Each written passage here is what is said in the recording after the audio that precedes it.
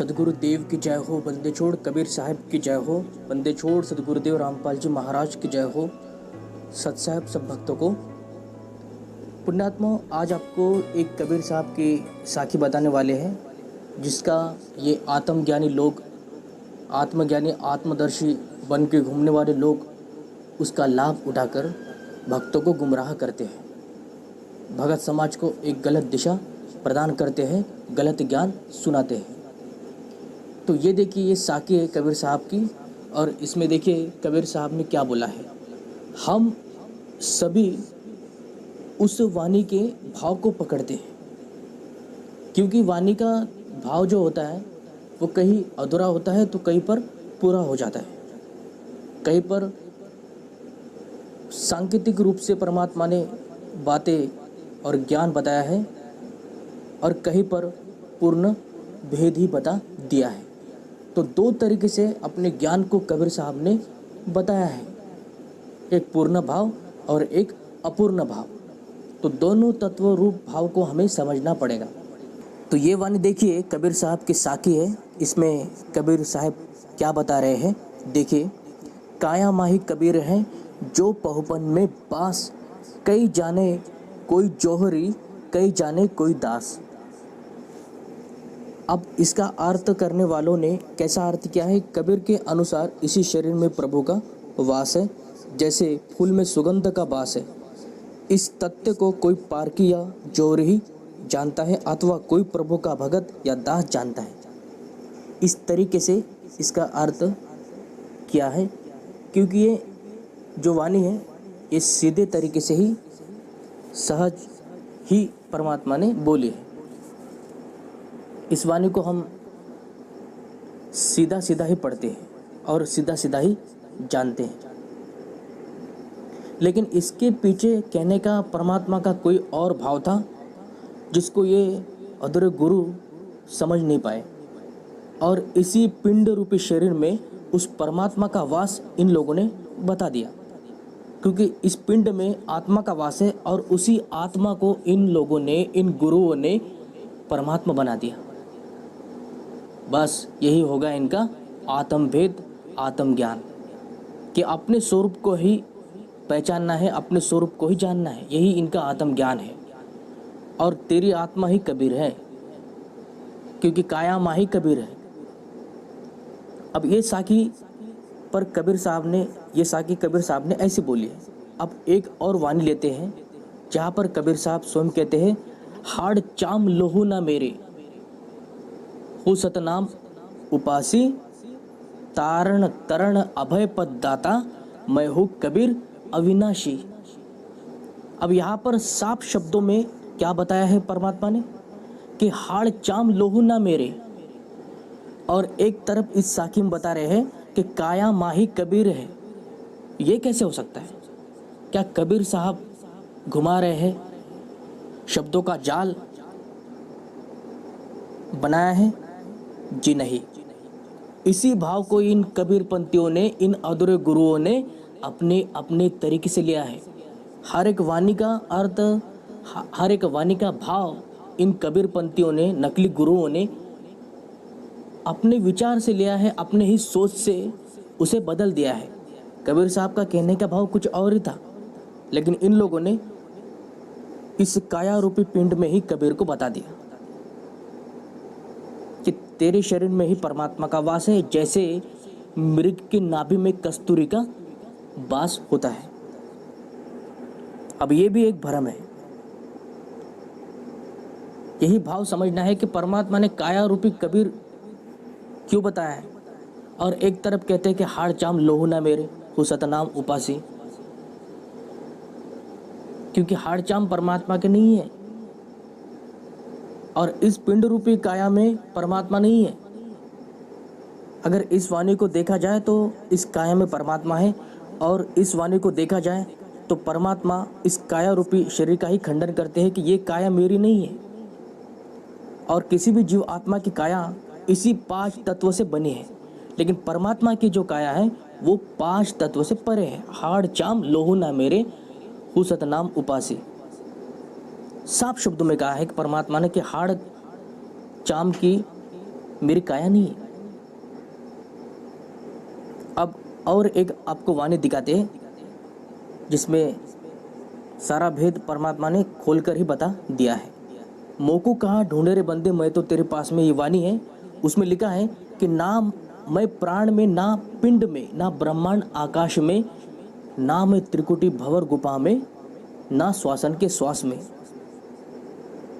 अब यहाँ पर भी एक रहस्य की बात बता दी है कि जो आत्मा को परमात्मा समझते हैं, आत्मा को परमात्मा जानते हैं और यही ज्ञान सुनाते हैं, अपने शिष्यों को यही बताते हैं, तो ऐसे लोगों से आपको सावधान हो जाना है। क्योंकि कबीर साहब कहते हैं कि ना प्राण में और ना पिंड में। पिंड है ये काया, इसी काया को पिंड कहते हैं। और कबीर साहब इस साकी में कहते हैं कि काया माही कबीर है। और यहाँ पे कह रहे हैं कि मोको कहा ढूंढे रे बंदे, इस वाणी में कि ना मैं पिंड में। तो किस वाणी को सत्य का आधार बनाया जाए? अब ऐसे में भ्रम में पड़ जाते हो कि इसका सही अर्थ और सही भाव क्या होना चाहिए, और कौन हमें बताए इसका सही अर्थ क्या है। क्योंकि कबीर साहब की वाणी है दुविधा में डालने वाली, भ्रम में डालने वाली। और कबीर साहब की ही वाणी है इस संसार से, भवसागर से पार लगाने वाली। लेकिन कोई समझ पाया तब ही, अगर शब्दों के अनुसार ही, वाणी के अनुसार ही कोई गुरु उसे समझ लेता है तो उसके अनुसार ही वो साधना करना शुरू करता है। कोई इसके वाणी के परम भेद रहस्य को नहीं जानता है, और जो जानता है वही तत्वदर्शी होता है, वही पूर्ण गुरु होता है, और वही विश्व में पूरा गुरु कहा जाता है। लेकिन वो पूरा गुरु नहीं है, क्योंकि एक तरफ काया में कहते हैं और एक तरफ कहते हैं कि ये मेरी काया है नहीं, और एक वाणी में कहते हैं कि मैं ना पिंड में हूं ना प्राण में हूं। प्राण अर्थात आत्मा। प्राण का अर्थ यहाँ पर श्वास नहीं समझना है आपको, क्योंकि श्वास पहले ही बता दिया है कि ना श्वासन की श्वास में, और यहाँ पर बता दिया ना प्राण में ना पिंड में। पिंड होता है शरीर, तो उसमें भी मना कर दिया परमात्मा ने कि शरीर में भी मेरा वास नहीं है। और यहाँ पर बता रहे कि शरीर में वास है, जैसे फूलों में सुगंध का वास होता है। तो पुण्यात्मा, परमात्मा ने साफ शब्दों में कहा है कि ना मैं पिंड में, ना ही ब्रह्मांड में, ना आकाश में, ना प्राण में, ना श्वासन की श्वास में। इस शरीर रूपी, इस पिंड रूपी, देही रूपी काया में मैं नहीं हूँ। देही रूपी काया में परमात्मा का वास नहीं है, क्योंकि परमात्मा विदेही है। तो वो देही कैसे हो सकता है? काया में ही कबीर कैसे हो सकता है? इस बात को भी आपको समझना है, क्योंकि ये वाणी है जो उलझा देती है और सुलझा भी देती है। आपके मन में कई तरह के, कई तरीके से सवाल आते हैं। मन क्या है, सुरती क्या है, श्वास क्या है, आत्मा क्या है, जीव क्या है, शब्द क्या है, नी अक्षर क्या है, अक शब्द क्या है, सुरत अतीत क्या है, ब्रह्म अतीत क्या है, सात सुरती क्या है। तो इस तरीके से आप जानने के चक्कर में, ज़्यादा ज्ञान प्राप्ति करने के चक्कर में आप भ्रम में पड़ जाते हो और यहीं पे रह जाते हो। हमें यहाँ पर रह के कोई वक्ता या ज्ञानी महात्मा पुरुष नहीं बनना है। हमें सद्गुरु को खोजना है, सद्गुरु की पहचान करनी है और उस सद्गुरु से वो नाम लेना है। इसमें हमें कोई ज्ञानी महात्म परम पद को, ज्ञान के उच्च शिखर पर नहीं जाना है हमें, क्योंकि ज्ञान के हाई लेवल पर सद्गुरु पहले ही बैठा होता है और सद्गुरु से ही हमें ज्ञान ग्रहण करना होता है। अगर हम परम ज्ञान की बात करेंगे, परम ज्ञान को जानने का प्रयास करेंगे, तो हमें सद्गुरु बनना पड़ेगा, वक्ता बनना पड़ेगा। और यहीं पर सबसे बड़ी जीव आत्मा की हार होती है। यदि वो वक्ता बन जाता है या गुरु बन जाता है तो यहाँ पर वो मार खा जाता है। वो यहाँ पर ही फंसा रहता है, क्योंकि ये पद और ये लालच और गुरु बनने की इच्छा उसे यहाँ पर बांधे रखती है।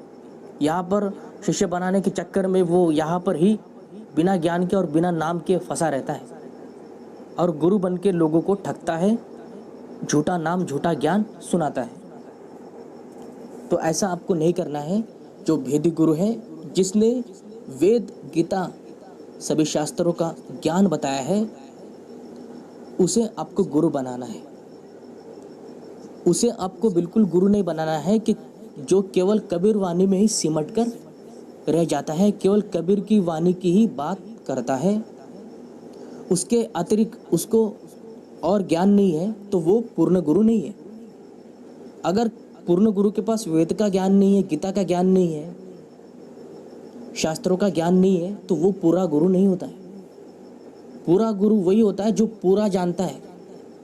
केवल कबीर वाणी को ही जानने वाला पूरा गुरु नहीं होता है। तो इस वाणी ने ये सिद्ध किया है कि परमात्मा इस काया रूपी पिंड में नहीं है,